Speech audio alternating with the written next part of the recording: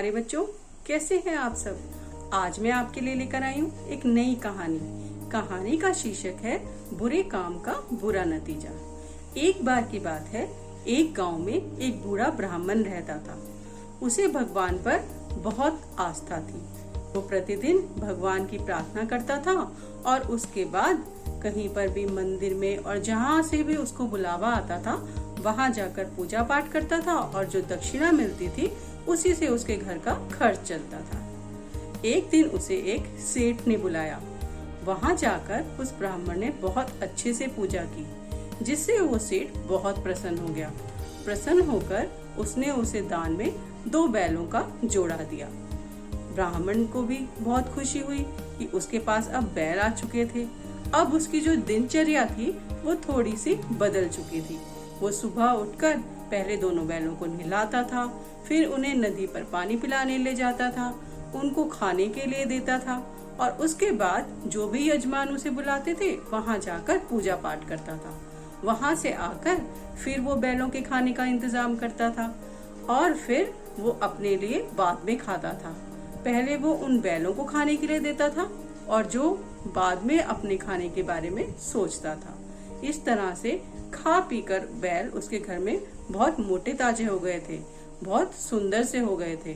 जो भी लोग वहाँ से गुजरते थे वो उन बैलों को देखकर ईर्ष्या करने लगे थे कि ये बैल तो बहुत ज्यादा सुंदर हैं और देखने में बहुत ही शक्तिशाली भी हैं। इस ब्राह्मण के बैलों को तो नजर ही लग सकती है किसी की, ये इतने सुंदर हो चुके हैं। वो इतने सुंदर इसलिए हो गए थे क्योंकि वो ब्राह्मण उन्हें बहुत प्यार से रखता था और अपने से भी पहले वो उनका ध्यान रखता था।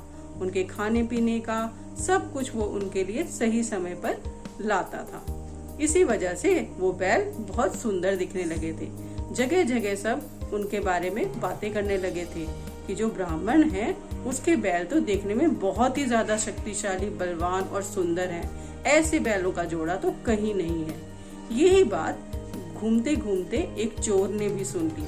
उस चोर ने सोचा कि मैं इन बैलों को तो जरूर चुराऊंगा और वो इस दांव में बैठ गया कि कब मैं इन बैलों को चुरा सकता हूँ। धीरे धीरे उसने सोचा कि मैं रात के समय जाकर उन बैलों को चुपचाप खोल के ले आऊंगा।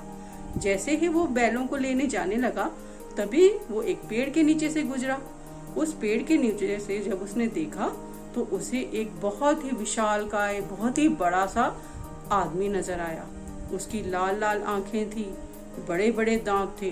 उसे देखकर चोर डर गया और बोलने लगा, तुम कौन हो? तो वो जो आदमी था उसने कहा, मैं ब्रह्म राक्षस हूँ और मुझे बहुत भूख लगी हुई है। मैंने बहुत दिन से कुछ नहीं खाया है। आज तो मैं किसी को खाकर ही अपनी भूख मिटाऊंगा। चोर ने सोचा, अब तो मैं गया, अब तो ये मुझे जरूर खा लेगा। उसे एक उपाय सूझा। उसने कहा कि सुनो, मैं एक ब्राह्मण के घर जा रहा हूँ। वहाँ पर 2 बैलों का जोड़ा है।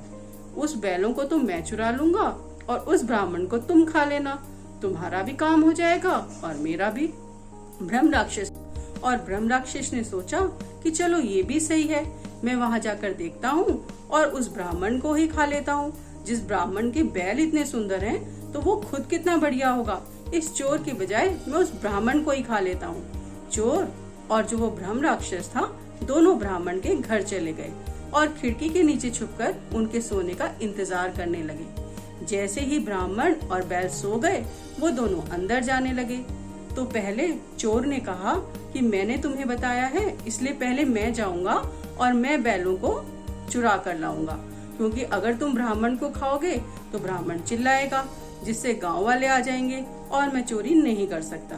ब्रह्म राक्षस कहता है, नहीं नहीं, पहले मैं जाऊंगा, क्योंकि जब तुम बैलों को चोरी करोगे तो बैल भी आवाज करेंगे, उससे गांव वाले आ जाएंगे और वो ब्राह्मण भी जाग जाएगा, तो मैं भी उसे नहीं खा सकता, इसलिए पहले तो मैं जाऊंगा। ना तो चोर ही मानने को तैयार था और ना ही ब्रह्म राक्षस मांगने को तैयार था। दोनों आपस में ही झगड़ पड़े। झगड़ा इतना ज्यादा बढ़ गया कि उनकी आवाज से ब्राह्मण और बैल दोनों ही उठ गए। ब्राह्मण ने जब सुना कि यहाँ पर तो ब्रह्म राक्षस भी है और चोर भी है तो उसे कुछ समझ नहीं आया। उसने हाथ जोड़कर अपने इष्ट देव का ध्यान किया। जैसे ही उसने इष्ट देव का ध्यान किया वो ब्रह्म राक्षस की शक्ति जो थी वो धीरे धीरे कम होने लगी और वो डर कर वहाँ से भाग गया। ये देखकर चोर को भी डर लगने लगा, वो वहाँ से भागने लगा। मगर जो ब्राह्मण था उसने डंडा लिया और चोर की खूब पिटाई करी और गांव वालों ने भी आकर उस चोर की खूब पिटाई करी। तो आपने क्या सीखा इस कहानी से? हमने इस कहानी से सीखा कि जो लोग बुरा काम करते हैं उनके साथ हमेशा बुरा ही होता है, इसीलिए हमेशा अच्छे काम ही करने चाहिए। ब्रह्म राक्षस और चोर ने गलत काम किया था, उसका सबक उन्हें मिल गया। ब्राह्मण हर काम अच्छे से करता था, लगन से करता था और किसी को भी कष्ट नहीं पहुंचाता था, इसीलिए भगवान ने भी उसकी मदद करी। तो भगवान भी उन्हीं लोगों की मदद करते हैं जो अच्छे और सच्चे होते हैं। तो आप भी इस कहानी को सुनाइएगा और शिक्षा भी बताइएगा कि जो बुरा काम होता है उसका बुरा ही नतीजा होता है और भगवान भी उसी की मदद करते हैं जो सच्चे और अच्छे होते हैं। Bye bye everyone.